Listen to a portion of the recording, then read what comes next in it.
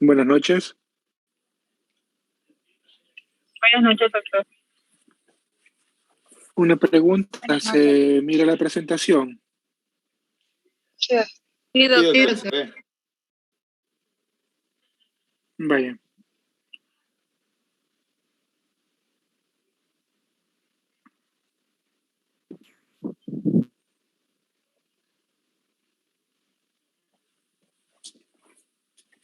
Voy a apagar la cámara para que no haya tanta interferencia en el audio. En cualquier momento, si alguien tiene duda de lo que estamos hablando, puede preguntar, puede interrumpir, no hay ningún problema. Traten de poner atención porque muchas preguntas de las que hago las saco de la clase. Obviamente, no olvidar que su bibliografía de teórico es la obstetricia de Williams. Aquí he tratado de sacar casi todo el tema de la obstetricia y solo agregar ciertos artículos que dan relevancia o importancia al contenido teórico que voy a hablar. El nombre para los que no me conocen es César Pineda, yo soy ginecólogo obstetra formado en un hospital de maternidad. La fisiología del parto quizás es un tema bastante nuevo, ya que en las ediciones anteriores no se hablaba de como un solo tema, sino que se abordaba en diferentes temas y así después se hacía el conjunto y el médico tenía que asociar los diferentes capítulos del libro. Ahora lo que ha intentado Williams o la escuela americana es tratar de conjugar todo en un solo tema para que no se pierda la información. Vamos a hablar de la fisiología del parto. Es un tema bastante importante porque nos ayuda a ver los nuevos conceptos acerca de el objetivo principal de, primero, mantener un embarazo, todos los cambios maternos que hay para mantenerlo, y luego cómo esos cambios que se instauraron al inicio del embarazo se desactivan y aparecen lo que es el inicio del trabajo de parto. Para empezar a hablar del tema, vamos a ver ciertas teorías, ya que de cómo se inicia el trabajo de parto no hay un consenso, pero hay varias teorías que tratan de explicar el por qué se inicia un trabajo de parto y en qué situaciones o a qué semanas de embarazo se va a iniciar. Para empezar, tenemos una introducción en la cual el inicio del trabajo de parto, como ya les estoy adelantando, es un evento multifactorial. Depende de ciertas circunstancias, tanto maternas como fetales y ovulares. Para el inicio del trabajo de parto no tiene una explicación específica. El inicio del trabajo de parto es la expresión final de la interacción de diversos mecanismos regulatorios que modulan tanto la duración del embarazo como el inicio del trabajo de parto. Esto lo dijo Carvajal y es debido a que, según los nuevos lineamientos o la nueva literatura, habla que el trabajo de parto inicia tan pronto, desde las 32, 34 semanas, y es un proceso continuo. No quiere decir que es un proceso abrupto, sino que se vienen instaurando, se vienen dando ciertos cambios que al final convergen en lo que es la contracción uterina.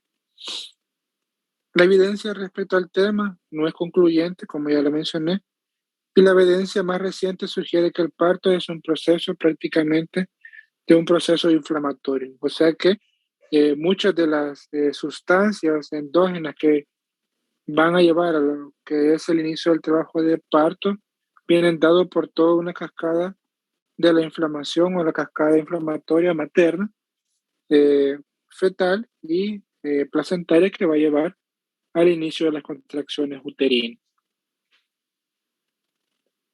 Entonces, como vemos que es un proceso multifactorial, tenemos que para el inicio del trabajo de parto incluyen factores maternos, factores ovulares y factores fetales.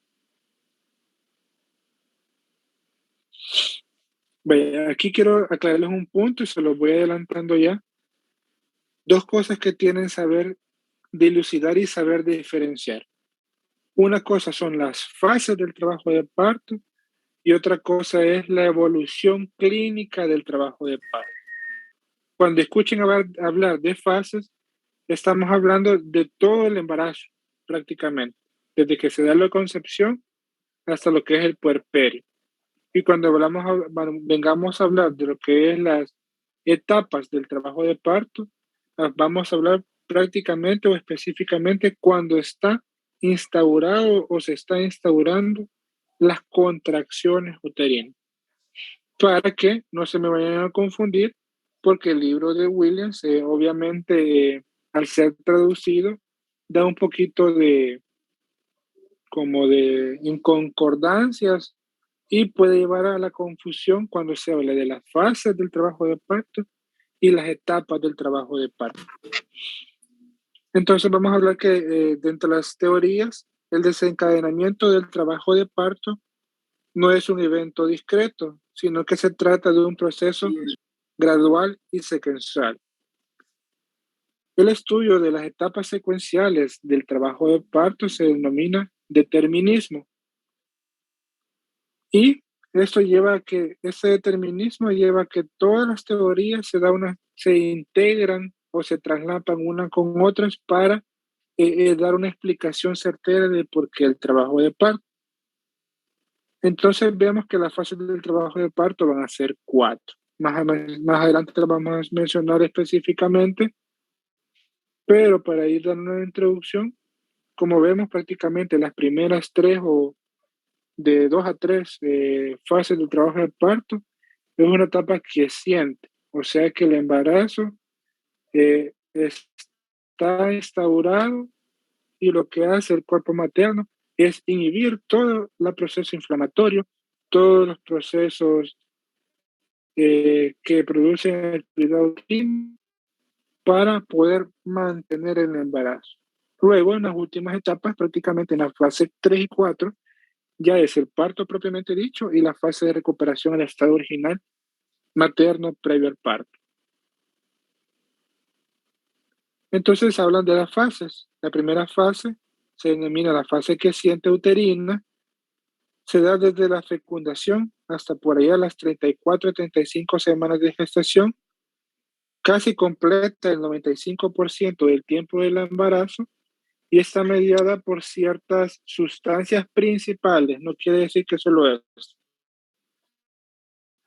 Pero tenemos la progesterona, la relaxina y el óxido nítrico.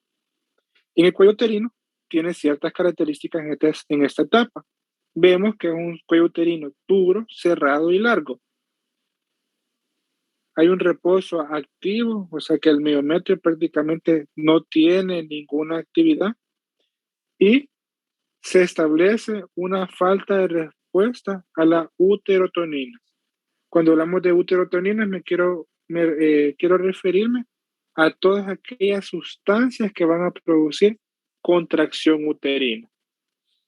Entonces, esas son las características de la primera fase. Luego, vamos a la fase 2, donde hay una pequeña activación uterina que se da desde las 35 a las 34 semanas en adelante.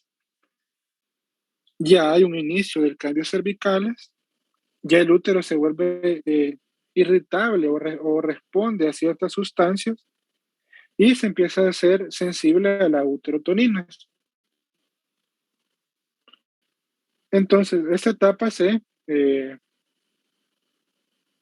caracteriza por una respuesta a la uterotonina, una respuesta a estrógenos, a citoquinas, va a haber una activación de las conjunciones miometriales o aquellas conexiones intracelulares y va a haber una estimulación de los glucoesteroides que va a producir o que va a llevar a la producción de sustancias inflamatorias, con el objetivo de que el útero vaya teniendo un poquito de respuesta a las sustancias productoras de contracción uterina o actividad uterina.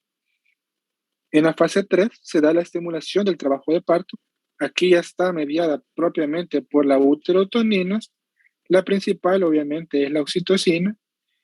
Y para que se dé esta estimulación de oxitocina, previo tuvo que haber también interacción de prostaglandinas, endotelinas y citoquinas, que son prácticamente sustancias de la cascada de la inflamación que van a llevar a que hayan una actividad uterina frecuentes y coordinadas y que van a llevar a lo que es la dilatación del cuello uterino. Pero posteriormente a la dilatación se da lo que es la expulsión del producto. En la fase 4 puerperio es en la etapa de involución del posparto y una preparación para el reinicio de los ciclos ovárico endometrial.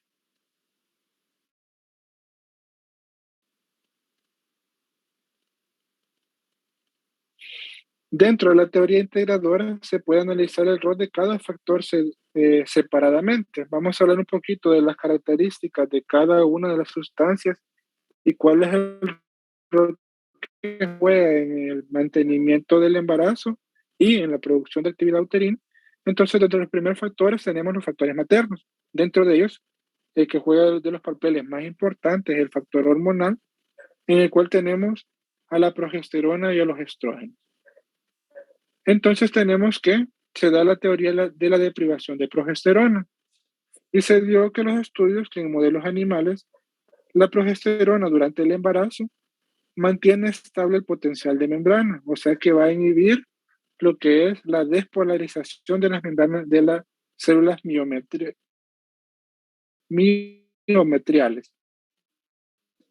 incluyendo la síntesis de las uniones GAP, que son aquellas uniones que se encuentran entre cada célula miometrial y que se produzca y que evita que se produzca una despolarización y por efecto de la despolarización la contracción uterina y haciendo que sea resistente la membrana al efecto de la oxitocina. ¿Cómo va a ser esto? Prácticamente se ha evidenciado que la progesterona bloquea los receptores de oxitocina y lo que hace es que inhibe la actividad contráctil.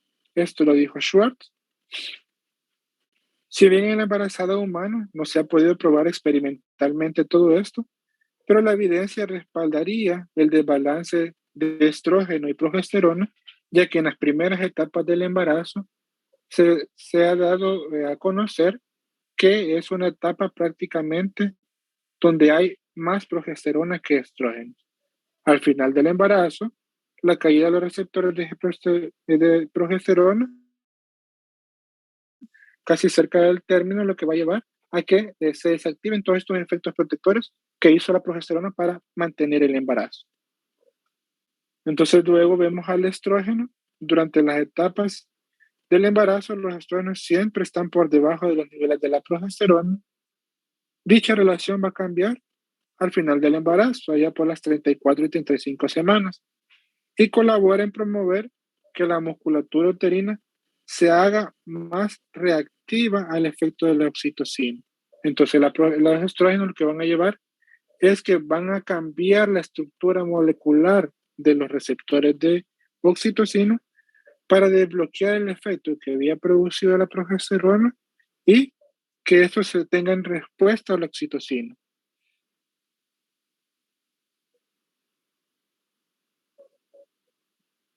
Vamos a entrar a los factores siempre hormonales. Vemos que la oxitocina es un rol más permisivo como factor desencadenante. Quiere decir que cuando se desencadena la liberación de oxitocina y se desactiva el factor protector que tiene la progesterona sobre el músculo liso del útero, lo que va a producir es que esto va a llevar a que se produzcan contracciones uterinas y que los receptores capten la oxitocina para poder producir la contracción. Cerca del término, gracias al cambio de la relación de la progesterona y estrógenos, aumentan los receptores, tanto en el miometrio como en la decidua, para mantener sensibles todo y que la liberación de oxitocina se dé también liberación en pulsos, no continua como en la administración artificial. vamos a ver que se ha demostrado que los estrógenos también van a ir a estimular la cadena hipófisis, hipotálamo hipófisis para que se dé la liberación pulsátil de oxitocina.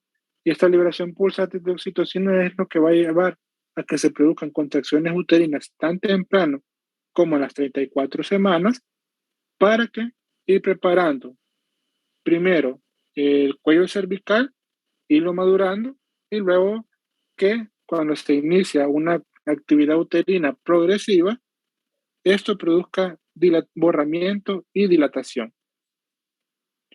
Vemos otras sustancias como son las prostaglandinas, que son las responsables de reblandecer y borrar el cuello uterino.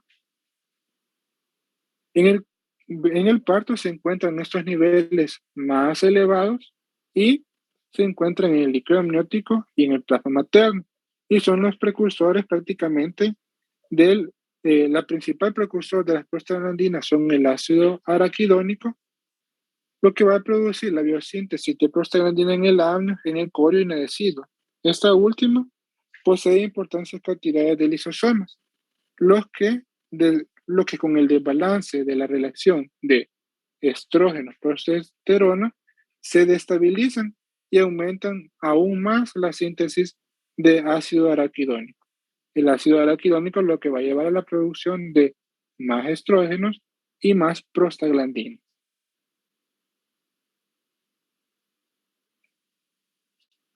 Les puse este artículo, quizás no está, bueno, lo menciona Williams, pero casi no se entiende lo que quiere decir. Pero este artículo habla de lo que es el parto y el rol que juega una sustancia muy importante materna, como es el cortisol. Fue mencionado allá en el 2007 y dice que existe una asociación entre los niveles séricos de hormona liberadora de corticotropinas maternos y el inicio del trabajo de parto. Se sugiere que existe un reloj placentario que determina el inicio del trabajo de parto. Al final de la gestación caen los niveles de prostaglandinas que unen la sustancia, la hormona liberadora de corticotropina, lo que va a producir un aumento en el plasma libre de estas hormonas para que se produzca un aumento del cortisol. Y la hormona liberadora de corticotropinas estimula la hipófisis, se produce corticotropina que induce a la corteza adrenal a producir mayor cortisol.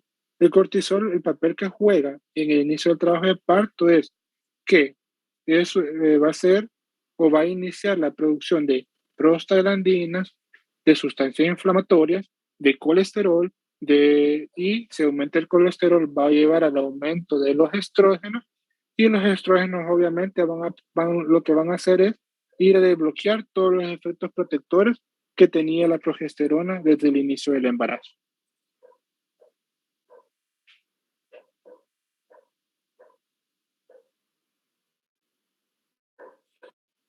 Dentro de los factores uterinos, vemos que en el fondo uterino hay células lisas miometrales rodeadas de una matriz extracelular abundante en colágeno. Esto, además de otras características y organizaciones histológicas, facilita la transmisión e interacción multidireccional de las contracciones uterinas. Como vemos, si se dan cuenta, aquí al lado derecho de su pantalla, están como las direcciones que tienen el músculo liso en las diferentes capas del miometrio. Entonces vemos que la primera capa es una capa prácticamente longitudinal y la segunda capa es una capa transversal. Entonces vemos que en el fondo uterino hay más concentración de colágeno, lo que va a llevar a que, primero, produzca que haya crecimiento de lo que es el útero al inicio del embarazo y que sea progresivo. Y segundo, esto va a producir que haya mayor interacción entre las células para poder producir una despolarización y la despolarización obviamente va a producir una contracción de las células miometriales.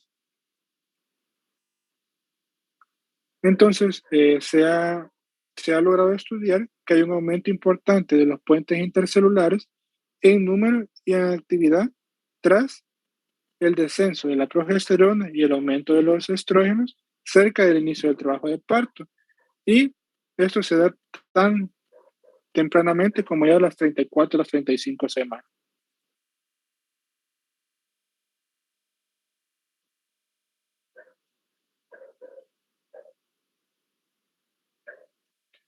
Vemos que el crecimiento del útero a costa de la actina y la miocina, que son las células que conforman las células miometrales, prácticamente se detienen aproximadamente a las 36 semanas.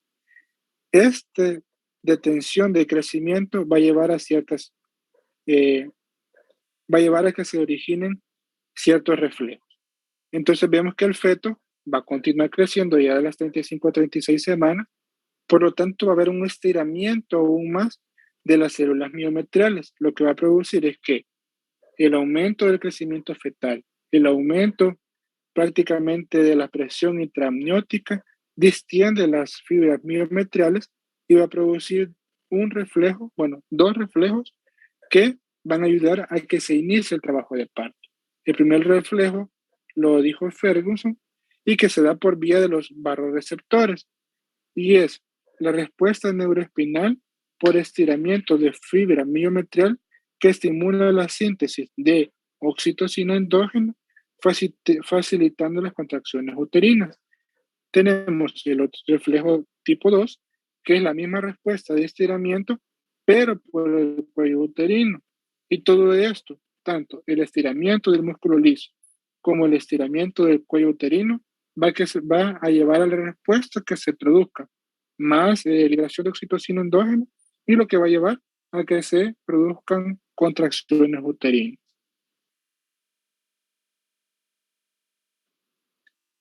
Dentro de los factores fetales, uno de los eventos más precoces es el aumento de la producción de cortisol por la glándula adrenal fetal.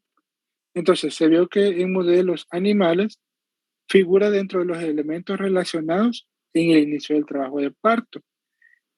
Esto prácticamente viene dado por el eje hipotálamo, glándula hipófisis y suprarrenales fetales que se vuelven funcionales. La síntesis del cortisol fetal estimula también la producción materna de cortisol y lo que vaya a producir algo que se llama interacción entre compartimientos. Prácticamente el cortisol fetal va a llevar a que se dé más producción del cortisol tanto materno como también va a estimular a la placenta y va a estimular a la decidua. El cortisol juega un papel importante porque colabora con lo que es la maduración pulmonar, con aumento de la producción de surfactantes y fosfolípidos y con una acción proinflamatoria que podrían estimular la contracción uterina mediante un aumento de la producción de prostaglandinas por las membranas fetales y por el miometrio. Esto fue descrito ya en el 2007 por Smith. El cortisol actúa en la placenta, en resumen, prácticamente reduciendo la progesterona, aumentando, obviamente, lo que es el estrógeno, como ya les mencioné anteriormente. ¿Cuál es el papel que juega el cortisol en el metabolismo de los lípidos? Y va a llevar a la producción de progesterona, de colesterol y obviamente de estrógeno. Entonces, este dibujo solo les puse para que vean cómo es el comportamiento prácticamente eh, de, de los diferentes compartimentos y cómo las hormonas liberadoras de corticotropinas maternas puede llevar a estimular la producción tanto de cortisol materna como de cortisol fetal y también aquella producción de cortisol fetal puede llevar a la estimulación de la placenta y la decidua para producir más prostaglandinas y así se dan una interacción de las diferentes respuestas en los diferentes compartimientos, mamá, placenta, decidua y feto.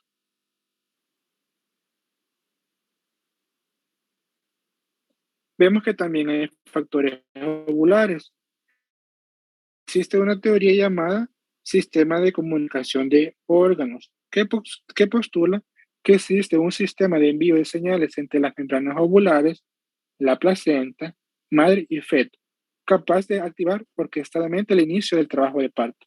Particularmente, las membranas actúan por la vía de acelerar la velocidad de liberación de ácido araquidónico para que se dé la síntesis de más prostaglandina.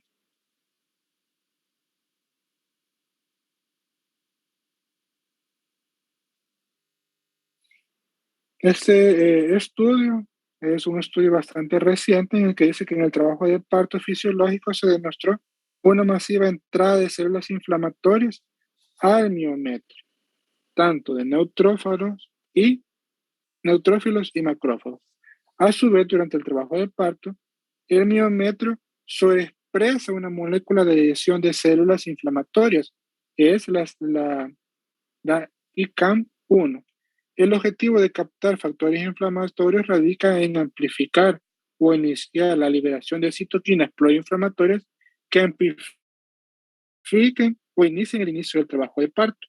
A su vez, la interleucina 1 beta induce la entrada de calcio al espacio intracelular de la célula lisa miometrial y también esta leucina beta estimula la eliminación de factores que mantenían la quiescencia uterina y promueven la síntesis de prostaglandina F2-alfa y de su receptor para que se dé una estimulación y se siga produciendo la estimulación de los procesos inflamatorios para llevar a lo que es la contracción uterina.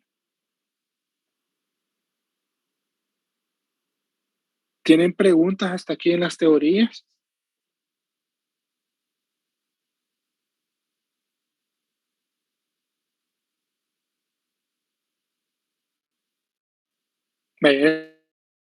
Esto se los dejo para que lo repasen y lo repasen y lo repasen, porque obviamente es bastante teórico, ¿verdad? Eso hay que leerlo, hay que saberlo interpretar y hay que saberlo entender. Si no hay preguntas, vamos a continuar con el tema. Vamos a hablar un poquito de las generalidades de las características que tiene el músculo liso del útero. Vemos que el útero tiene una forma de pera achatada, tiene una pared posterior recubierta por peritoneo visceral, que en su parte inferior forma un fondo de saco que se le llamamos el saco de Douglas. En la porción inferior unida a la pared posterior y en la pared anterior tenemos lo que es la vejiga. Estos son los límites prácticamente del útero. El útero está formado por un fondo, un cuerpo, tiene cuello y tiene una mucosa. Vamos a ver la histología de las células o del componente muscular. Vemos que es un tipo de músculo liso visceral, que le llamamos miometrio.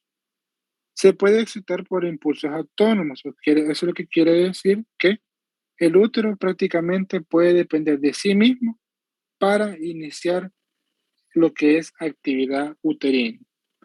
O también puede por la propagación desde células vecinas, que las más llamadas las uniones GAP. Eso quiere decir que cada célula muscular lisa uterina tiene conexiones entre cada célula para que se produzca una despolarización exitosa del componente miometrial. Aquí les dejo prácticamente que lean las características, el tamaño del diámetro de la célula muscular lisa. Obviamente esto para que lo conozcan. Les voy a mandar la presentación. Pero aquí algo que me importa mucho. Como vemos aquí, vemos el esquema de una contracción, relajación. Vemos que existen conexiones de tipo mecánicas que se llaman desmosoma y fase adherencia y conexiones eléctricas que son las gap junction. Los cuerpos densos anclan las fibras proteicos finos de la actina y los gruesos de miosina. Todo esto forma una red aleatoria multidireccional. Lo que estamos viendo es que cómo está formada la actina y la miosina en el músculo liso y cómo hay múltiples conexiones entre sí, tanto mecánicas como eléctricas.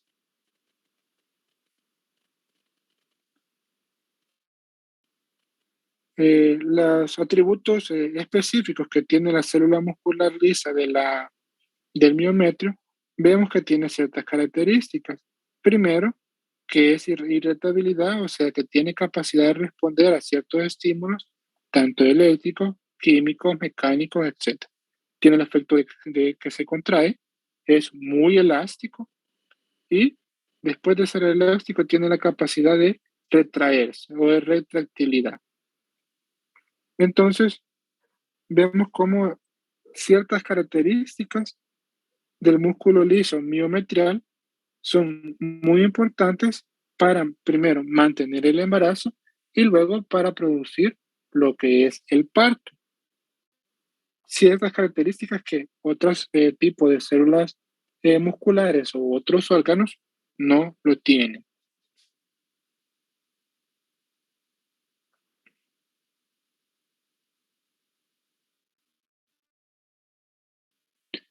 Entonces, electrofisiológicamente, el útero, vemos que durante el embarazo temprano se caracteriza que el útero se encuentra en una etapa prácticamente creciente y con el trabajo de parto el útero comienza a desarrollar contracciones más intensas y frecuentes. Es decir, que adquiere un ciclo oscilatorio gracias a que las células se remodelan su sistema de señales. Vemos que al inicio del embarazo, la progesterona y el estrógeno, bueno, más que todo, la progesterona va a llevar a la producción o a la remodelación tanto de las uniones celulares como de las células y toda la matriz extracelular del miometrio y también del cuello uterino. Eso se ha dado cuenta que se ha dado en los últimos estudios que prácticamente la progesterona va a llevar a un cambio prácticamente genético en la estructura genética de la madre para que ciertas sustancias se den la liberación de ciertas sustancias, que valga la redundancia, para llevar al útero a un estado de embarazo y que este estado de embarazo se mantenga. Los procesos transforman la membrana en un marcapaso que está ubicado en los cuernos del útero que generan potenciales repetitivos responsables por conducir la contracción durante el trabajo de parto. Y vemos que la actividad eléctrica, obviamente, que es la despolarización de las membranas, precede a la actividad mecánica. Y vemos que después de la despolarización en los marcapasos uterinos, se da una despolarización continua de arriba hacia abajo y en diferentes direcciones, como las mencioné al inicio. Vemos que ahí tiene direcciones longitudinales y direcciones transversales para producir una contracción uterina que viene desde el fondo y empujar el feto hacia el canal del parto. Entonces, las contracciones del trabajo del parto son a causa de potenciales de acción periódicos precedidos de una característica de despolarización de los marcapasos.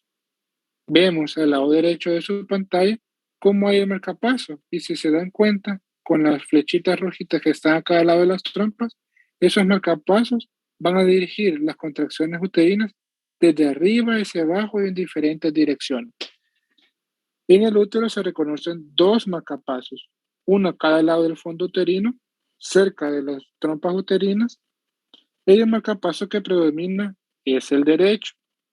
Deben actuar coordinadamente con tal de no incoordinar la dinámica uterina y generar focos de aleatorios de actividad uterina, que es lo que va a llevar a lo que se llama una despolarización incoordinada y obviamente a que no se den una coordinación buena de la actividad uterina y no se dé una despolarización certera en las direcciones para producir una contracción uterina que pueda primero producir borramiento y dilatación y segundo poder lograr llevar el feto a través del canal del parto y luego expulsar.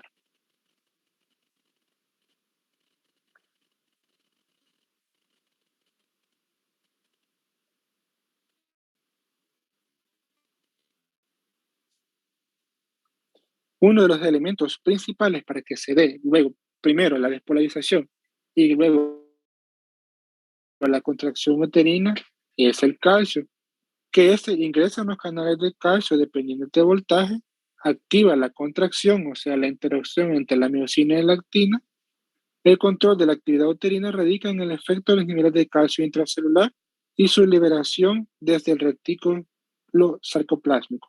Se requiere, por lo tanto, la acción de buenos canales de calcio, de bombas y transportadores que despolaricen e hiperpolaricen la membrana. Obviamente todo esto va a llevar a una producción de ATP y ADP que también puede llevar a lo que es que el músculo liso se canse. Entonces, primero, si tenemos una actividad uterina que no es producida en los marcapasos y que no es coordinada, puede llevar a una excitabilidad uterina que no sea buena para producir las contracciones uterinas y luego de un cierto tiempo, estas contracciones uterinas van a, si al principio no eran eficaces, mucho menos cuando vaya pasando el tiempo, van a ser menos eficaces para poder lograr una contracción uterina buena y producir lo que es el parto. En esta cascada es vital la importancia de la participación de las uniones GAP. ¿Por qué? Porque estas van a ayudar a que se dé una baja resistencia eléctrica que permite el intercambio de los iones y las pequeñas moléculas y facilita el comportamiento unitario del músculo. Entonces, tenemos aquí ciertas sustancias que son más altas en hacer cierta respuesta. Por ejemplo, tenemos aquellas sustancias que disminuyen su síntesis, la progesterona, inhibición de síntesis de prostaglaciclina, van a inhibir la síntesis de estas uniones CAP. Y las que las aumentan van a estar los estrógenos, las prostaglandinas y los tromboxanos.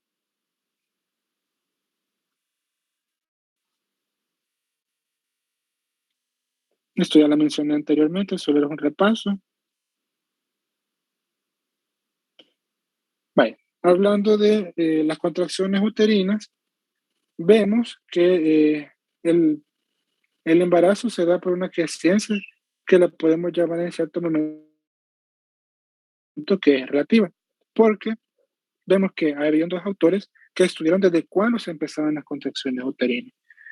Entonces tenemos que las contracciones uterinas que no verdaderas, un autor que es Álvarez y otro que es Preston Hicks, uno decía que las contracciones uterinas empezaban tan tempranamente como a las 9 semanas de embarazo. Otro decía que hasta las 13 semanas. Entonces, vemos que al haber contracciones uterinas, uno decía que uno producía borramiento y dilatación. Álvarez decía que no producía nada y Braxton Hicks dice que a partir de las 28 semanas ya se empieza a dar lo que es borramiento y dilatación pequeña o cambios estructurales en el cuello uterino que van a ayudar para cuando sean las contracciones verdaderas. Y vemos que cada uno difiere en la intensidad, en la frecuencia, en la duración, pero ambos concuerdan que estas contracciones que se dan antes de las contracciones verdaderas no son dolorosas, son irregulares, son arrítmicas y tienen de predominio nocturno. Esto uno dice una cosa, otro dice otra, pero lo que nos da a entender es que las contracciones uterinas pueden empezar tan temprano como en las 28 semanas y Braxton Hicks dice que son de predominio nocturno. Aquí obviamente la explicación por qué prácticamente tenemos el alto índice de consulta en las noches de que las pacientes sienten a veces actividad uterina, a veces no son dolorosas y obviamente nosotros las examinamos y no hay cambios cervicales, por ende sabemos que no son contracciones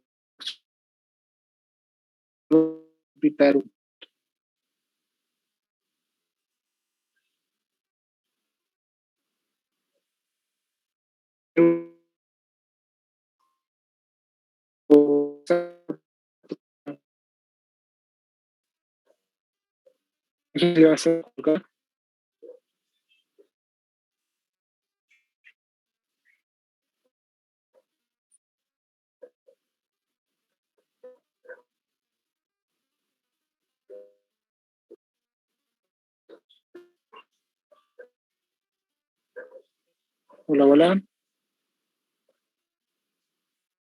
Sí. Hola, doctor.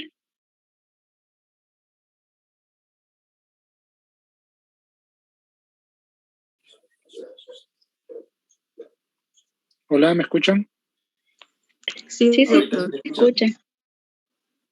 Eh, no sé si se va a colocar y va a ser necesario hacer otra reunión o tenemos el tiempo ilimitado. Vaya.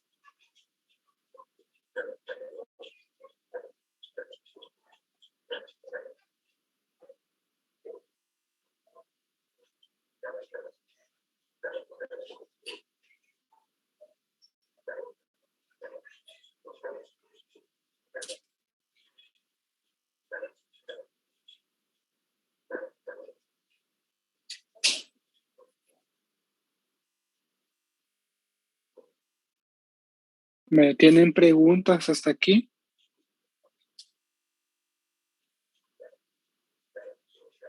No, doctor. Bueno, si no tenemos preguntas, vamos a seguir con aquí un repaso de las fases del trabajo de parto. Como vimos, el embarazo empieza con la concepción. La fase 1 se caracteriza por inactividad, hay una falta de respuesta contráctil y se empieza a lo que es a dar un ablandamiento cervical, que es mínimo, ¿verdad? En la fase 2 ya es una activación uterina, y es donde inicia todo aquello que va a llevar a la preparación del parto. En la fase 3 es un proceso de trabajo de parto propiamente dicho, donde hay contracción uterina, hay dilatación cervical, se da la expulsión del feto y la placenta, y en la fase 4 es posterior a la, al parto, la recuperación del trabajo de parto en lo que es el puerperio. Y obviamente al final de esto, el objetivo es restaurar la fertilidad o el ciclo ovárico endometrial. Ahora vamos a entrar a algo que se llama las etapas clínicas del trabajo de parto. Esta etapa prácticamente lo podemos superponer a la fase 3 del trabajo de parto y es donde ya hay prácticamente contracciones cervicales, contracciones uterinas y cambios cervicales. Entonces vemos que las etapas del trabajo de parto son tres y en la primera se caracteriza por contracciones y dilatación cervical, en la segunda por un descenso y la expulsión fetal, en la tercera la expulsión de la placenta y a veces en ciertas literaturas habla hasta una etapa 4, donde es la prácticamente que se superpone al puerperio o las primeras horas del puerperio. Entonces vemos que en las contracciones cervicales o en la primera etapa hay una fase latente que puede cambiar en aquellas pacientes que es nulípara o multípara y una fase activa que también los tiempos pueden cambiar y pueden ser diferentes tanto en las nulíparas como en las multíparas.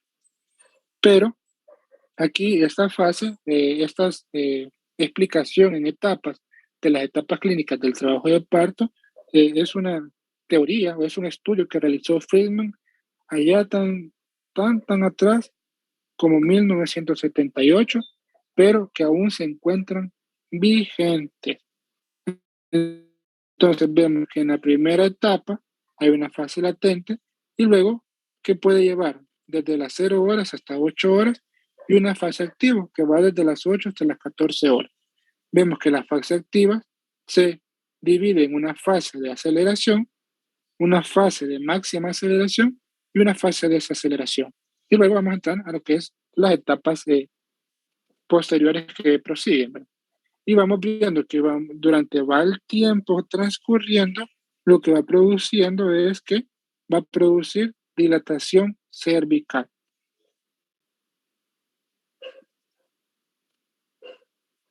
Entonces tenemos las definiciones textuales. La latencia es la manifestación clínica que anuncia la proximidad y comienzo del trabajo de parto clínico. El cuello en esta etapa está sin modificaciones y con una dilatación menor de 2 centímetros, dice Friedman. En la fase activa, obviamente esta quizás ha cambiado porque aquí dice, en la literatura dice que es de las 2 centímetros Obviamente nosotros por clínica nos estamos refiriendo ahora casi hasta el inicio de la fase activa, ya por los 4 centímetros a 5, pero es hasta teóricamente dice que desde los 2 centímetros hasta los 10 centímetros de dilatación. Dura en promedio de 12 a 18 horas en las primíparas y de 6 a 8 horas en las multíparas. Aquí les puse prácticamente en la fase inicial, en el franco trabajo de parto y en el trabajo de parto avanzado, cuántos son los diferentes centímetros o clasificación que tenemos. La etapa o periodo expulsivo es desde la dilatación completa hasta la expulsión completa del feto y aquí se caracteriza por un reflejo o por un pujo materno. La duración de esta puede ser de los 30 a los 45 minutos en primíparas y de los 15 a los 20 minutos en multíparas. El periodo de alumbramiento se caracteriza por la expulsión de la placenta y obviamente terminar de expulsar el feto y de los anexos ovulares. El alumbramiento normal va de los 15 a 30 minutos, el prolongado de los 30 a 60 minutos y cuando se da una retención placentaria, cuando ya casi pasó 60 minutos y no se ha alegrado el alumbramiento placentario. Las contracciones uterinas se caracterizan por los siguientes parámetros que permiten dar cuenta si se marca dentro de los rangos de la normalidad. Entonces, cuando vemos una contracción uterina, nosotros vamos por clínica a ver primero la forma de propagación. Vamos a ver el tono, vamos a ver la intensidad, la frecuencia, la duración, la forma de la onda, obviamente no la vemos, pero obviamente es una de las características que es evaluable. Tenemos una teoría que se llama el triple gradiente, en el cual la onda contráctil comienza su propagación desde sus denominados marcapasos. El triple gradiente implica que las ondas se propagan hacia abajo, que la duración de la contracción uterina disminuye a medida que aumenta la distancia del marcapaso y que la intensidad de la contracción uterina también baja a medida que se aleja del marcapaso. Entonces, aquí en los dibujitos que están bien a la par, vemos que inicia la contracción uterina en los marcapasos y esta se va propagando de arriba hacia abajo y en varias direcciones. Obviamente, la figura 4 ve prácticamente al final, casi del inicio de la despolarización, se logra una contracción uterina de todo el cuerpo uterino, del segmento uterino inferior, y al final en el cuello cervical obviamente va a ser y va a llegar con menos intensidad, pero va a producir lo que es la dilatación y borramiento.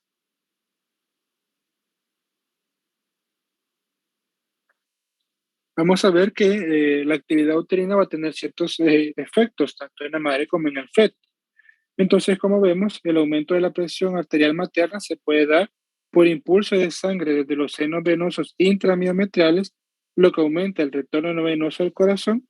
Esto produce una disminución de la frecuencia de pulso y un aumento del gasto cardíaco, lo que va a producir un aumento de la presión arterial o de la resistencia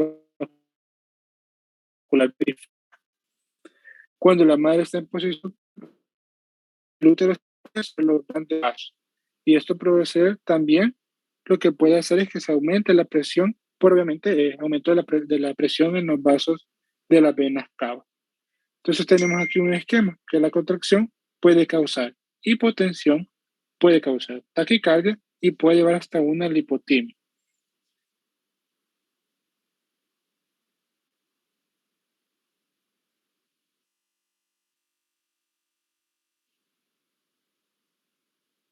En la circulación placentaria, la actividad uterina puede llevar a un bloqueo de la circulación uteroplacentaria. Entonces vemos cuando la presión intramiometrial supera 2 a 3 veces la presión intraamniótica puede causar cierre de las venas interveniosas, disminuye el calibre arterial, cae el aporte de sangre oxigenada al feto y el feto rescata oxígeno de sangre en el espacio intervelloso.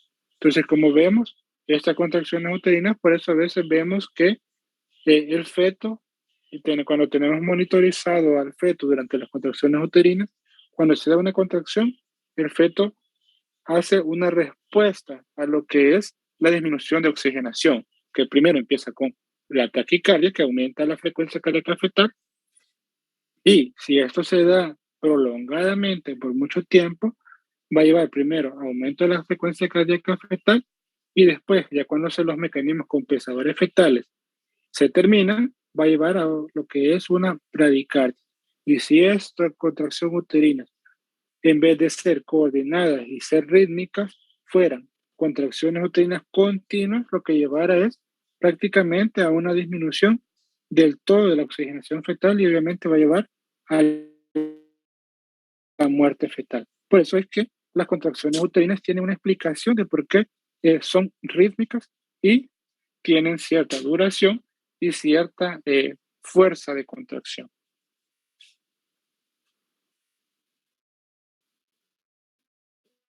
Y hay variables que también van a modificar las contracciones. Son la analgesia, que puede causar una disminución transitoria de la actividad de 20 a 30 minutos. La posición materna puede causar también modificar las contracciones uterinas. Aquí vemos ciertos estudios que lo relacionamos desde ya de 1960, donde dice que la posición supina procede o hace que haya una mayor frecuencia, pero con menor intensidad que en el decúbito lateral. De pie, hay un aumento de la frecuencia de la actividad uterina e intensidad, por eso es que nosotros le decimos a la paciente que camine, y sentada y de pie durante la contracción uterina. Esto mejora la compresión de la vena cava y obviamente si hay una menor compresión de la vena cava va a haber una mayor perfusión materna fetal y las contracciones uterinas se pueden mantener más estables. Hay variables, aquí siguiendo con las variables que pueden modificar la contracción uterina, tenemos que la ruptura de membranas acelera el trabajo de parto, luego que la cabeza se apoya sobre el cuello uterino y esta por dos circunstancias van a llevar al aumento de la actividad uterina. Primero, al haber la ruptura de membranas, de la estructura de membranas, va a llevar a una mayor producción de prostaglandinas, a una mayor excitabilidad uterina y a una mayor producción de oxitocina. Y aparte, que cuando se apoya la cabeza fetal sobre el cuello uterino, si recordamos los reflejos que les mencioné, uno reflejo era la dilatación cervical y obviamente la cabeza fetal va a producir una dilatación o un estiramiento cervical y esto va a llevar a la producción de mayor cantidad de oxitocina endógena, por ende va a aumentar la frecuencia y la intensidad de las contracciones uterinas. Vemos que acorta la duración media esperada del periodo de dilatación en un 28%, y esta maniobra suprime efectos protectores. Lo malo es que va a suprimir los efectos protectores de la membrana sobre el feto y aumenta la compresión de la cabeza fetal durante las contracciones, produciendo una iatrogenia negativa. Entonces vemos que no todo es bueno en lo que es hacer la ruptura de membranas. Actualmente no se aconseja hacer ruptura de membranas para aumentar las contracciones uterinas por ciertas circunstancias que más adelante vamos a mencionar. La sobredistensión uterina es otro factor que modifica la actividad uterina. Primero, como aumenta el tono y disminución puede producir aumento del tono y disminución de la intensidad de la contracción. Por ejemplo, aquellos efectos como el polidramnios, los embarazos múltiples y los fetos macrosómicos, a veces vemos que no hay una buena o no hay una eficaz contracción uterina, ya que el útero está sobredistendido y por ende las fibras no van a producir una despolarización certera y obviamente al tener una fibra más sobredistendida, la contracción que logra es menor.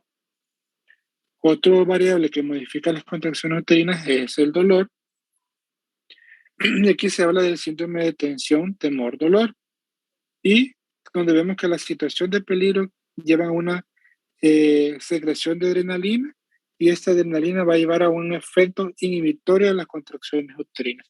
Y por ende, por eso aconsejamos que las pacientes tienen que estar en un ambiente tranquilo y en un ambiente que ellas consideren prácticamente donde no sientan temor y por ende no van a llevar tanto la producción de adrenalina que va a disminuir la actividad uterina. Entonces la embarazada al estar en un ambiente tranquilo, con personas con personas cercanas que la rodean, van a llevar a un efecto tranquilizador en la madre y inhibir la producción de adrenalina y así producir un trabajo de parto prácticamente normal.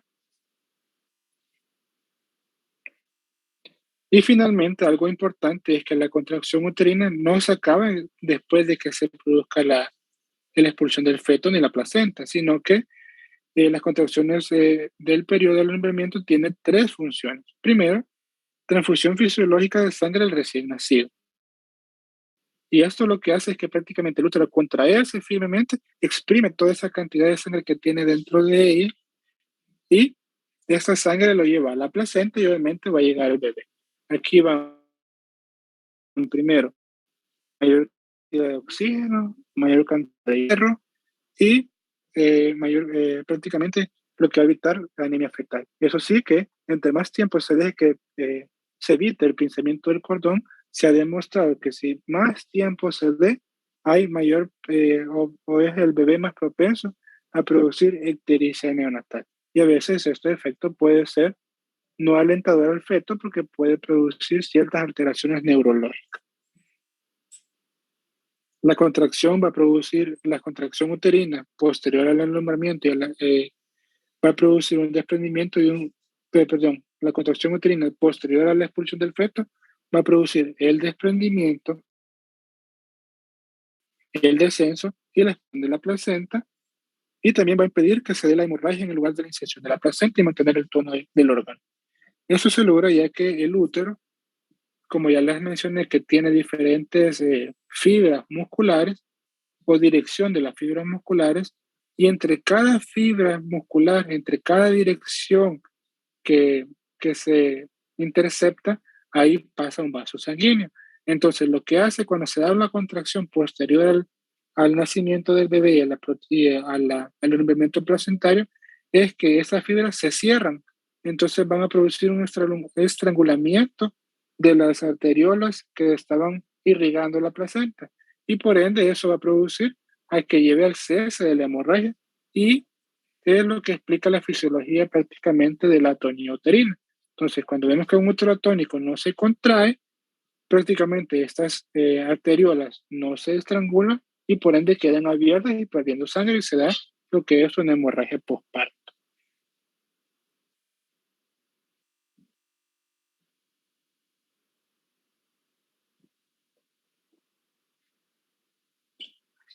Otra de las características que tiene el útero que nos lleva a la contracción uterina y que obviamente es para mantener la vida, es que posterior a la contracción, a lo que es el nacimiento, el útero tiene la capacidad de mantenerse contraído y por ende esto va a llevar a lo que ya les expliqué, a mantener las arteriolas cerradas y no se dé una hemorragia postparto que pueda mantener o que pueda llevar a la pérdida de la vida materna. Entonces, eso es lo que yo les traía.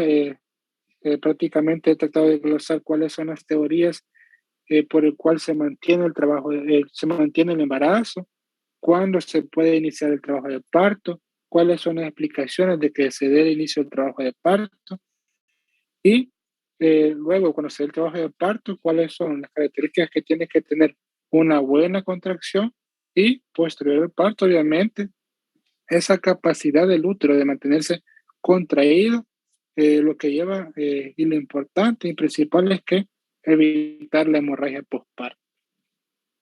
¿Tienen dudas acerca de este tema? Yo sé que es un tema bastante cargado,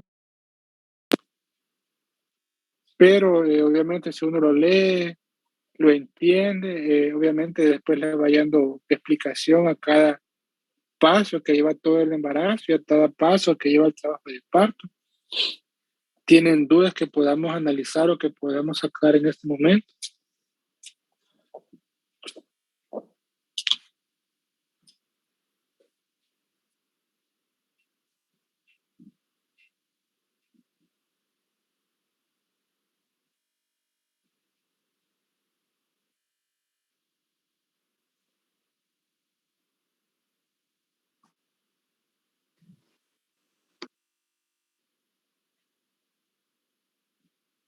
¿Nadie tiene dudas?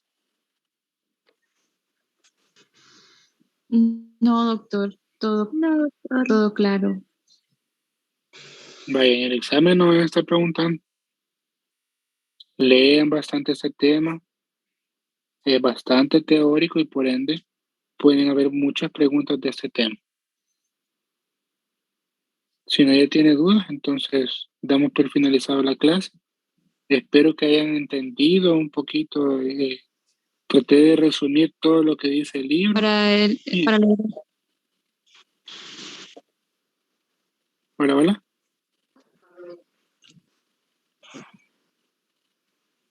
Bueno, espero que hayan entendido.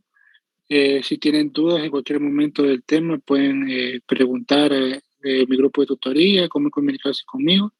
Y si hay dudas, las podemos aclarar. Muchas gracias por su atención. Pasen buenas noches.